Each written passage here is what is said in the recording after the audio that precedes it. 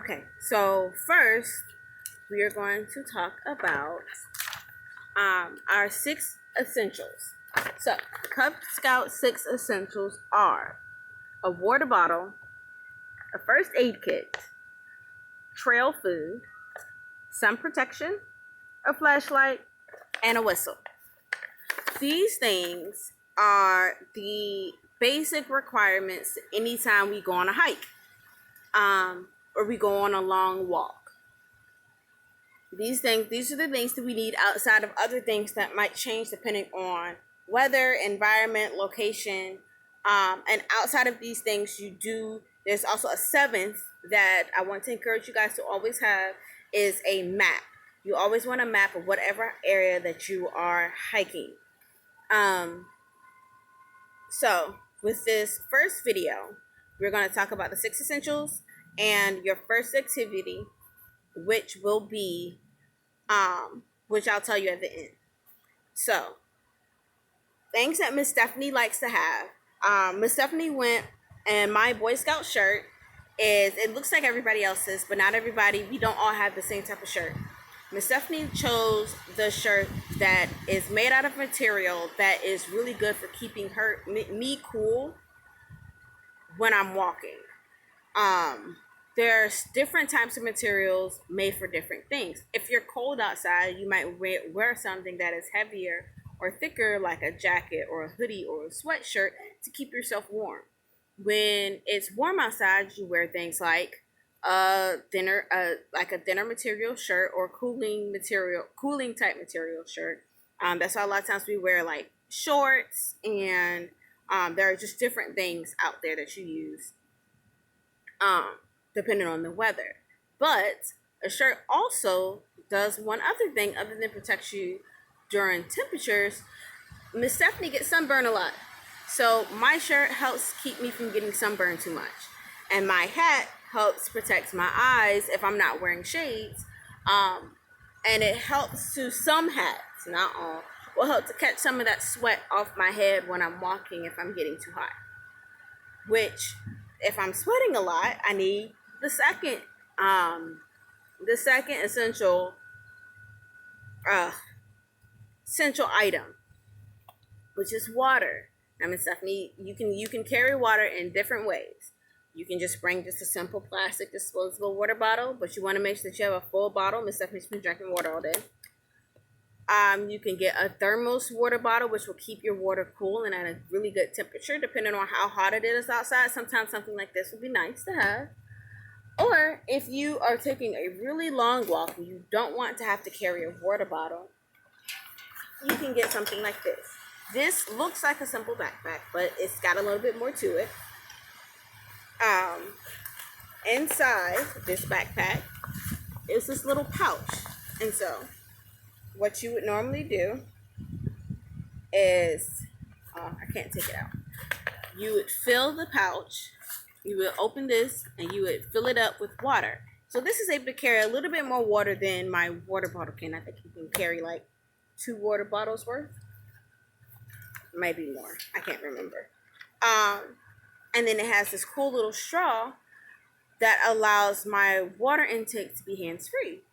That way, if I'm carrying other things, if I want to be doing other things like taking pictures or carrying a walking stick or looking at wildlife, I could just have my water right on my back, and some of them come with backpacks that have space for other things. So everything is all in one spot, and it takes up a lot less space.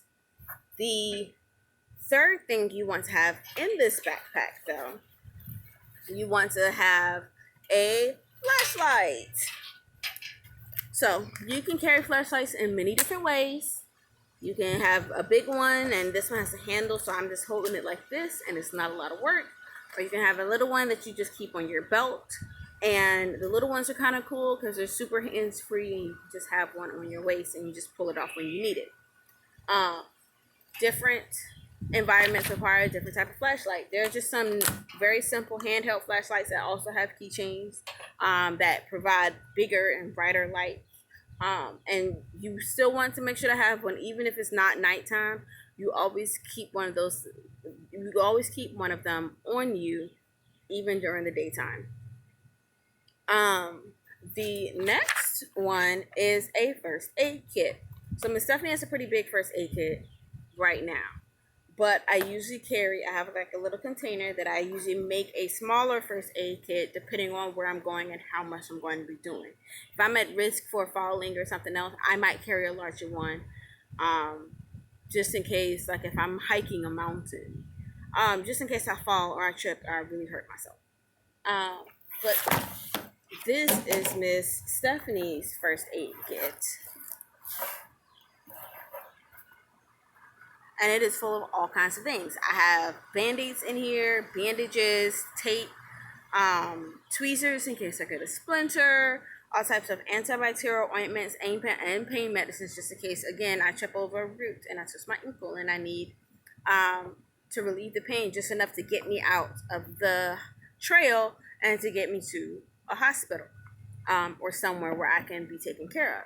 If you ever need to use a first aid kit, the first aid kit is generally used to provide immediate care to something that needs immediate attention, and then you still take the person and you immediately get them to a doctor or a hospital where they can truly be taken care of. So the sun protection, whether it be clothes, hat, sunscreen, sunscreen lotion, shades, a flashlight for any reason. There's lots of reasons to use a flashlight, whether it just be seeing the path in front of you or being able to look in or under or inside things that you are that you would need to look into. A water bottle or some type of water, no matter how you carry it, as long as you have plenty of water. A whistle. Did I say whistle already? I did not say whistle already. So that's the next one. You need a whistle. Whistles are important, and we've talked about this before. Whistles are important because we use our voice a lot.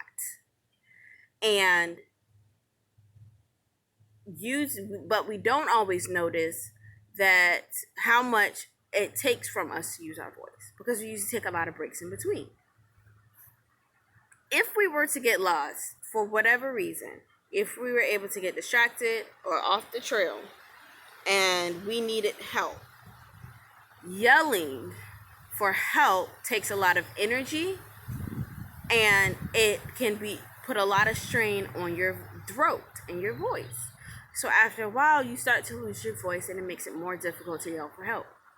Well, blowing a whistle takes a lot less energy, a lot less air, and it's a lot louder. So whistles are better to use when you're lost or in danger, because it can reach further and more people can hear it, and it gives you more time. So if you're just yelling, eventually your voice will run out. Your whistle will almost always be as loud as it was the first time you blew it. So you don't have to worry about not being able to be as loud as you were before. And then when you hear people come closer, you can blow that whistle so that they can find you. And then the last thing is going to be trail food, which Miss Stephanie didn't bring outside with her. I'm going to make some with Aiden later. But the last thing is going to be trail food. And this is what I would like for you guys to do. Trail food is usually some type of trail mix, but it can also be a granola bar or like a cereal bar. It's some type of food that is small and compact, but packs enough protein to give you extra energy while on your walk. Because walking takes a lot out of you. People get tired, they tend to sweat, their muscles get tired, and it's always good to have an extra snack with you to help you get through those moments. So, trail mix usually consists of some type of nuts or seeds, some type of dried fruit, whether it be raisins, cranberries. You can put dried pineapples, dried mango, apple chips, banana chips. Some people like putting candy in there because sometimes the sugar just helps give them the extra boost. but you can add M&Ms in there or chocolate morsels, and then nuts or seeds, dried fruit. Yeah, nut seeds mixed with dried fruit and sometimes candy. You can put all types of things in there. You can make whatever. You can put a lot of your favorite different things in there, and it's also really fun to make. I usually like my requirements is that it at least has M&Ms and peanuts in it, and that's what Miss Stephanie likes to have in her trail mix. Um, so as part of this lesson, I would like for you guys to pack a backpack, and in the backpack, I want you guys to have to make a trail mix and to send me a picture of the trail mix that you made and let me know what you put in it. You can make any type of trail mix. Just let me know what you put in it, and if I think it's edible, I might try it myself. Please don't put a whole bunch of sugar and mix it together and call it trail mix. You have to have some type of protein. You have to have nuts or something in there. And you definitely want to have some fruit because fruit helps give you a lot of energy. So yeah, I can't wait to see what you guys make.